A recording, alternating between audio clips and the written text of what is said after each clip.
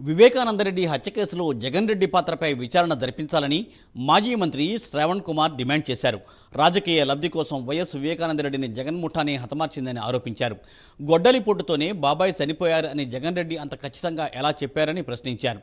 మొదట సిబిఐ విచారణ కోరిన జగన్ రెడ్డి తర్వాత వద్దు అనడం వెనుక కారణాన్ని రాష్ట్ర ప్రజలకు చెప్పాలని అన్నారు. సునీతమ్మ చెప్పినట్లుగా జగన్ను ఓడించాలని కోరారు. ఈ ముఖ్యమంత్రి అయిన 5 సంవత్సరాల్లో దోషులను ఎందుకు పట్టుకోలేపారు?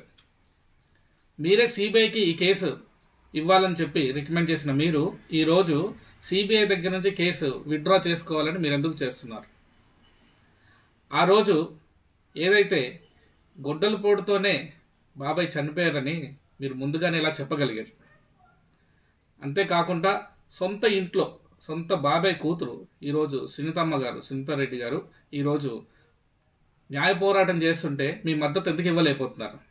ముఖ్యమంత్రి స్థానంలో ఉండి ఆ స్థాయిలో ఉండి రాష్ట్రంలో ఒక హై ప్రొఫైల్ హత్య కేసు జరిగితే దాన్ని న్యాయం చేయలేని మీరు రాష్ట్ర ప్రజలకి ఎటువంటి న్యాయం చేస్తారని చెప్పి ఈ సందర్భంగా మేము అడుగుతున్నాం.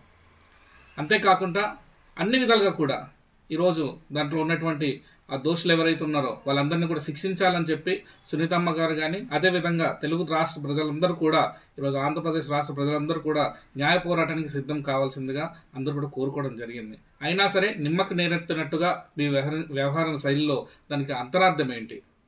ఈరోజు మీరు బయటకు వచ్చి తాడపల్లి ప్యాలెస్ బయటకు వచ్చి ఎవరు హత్య చేశారని మీకు తెలుసు కాబట్టి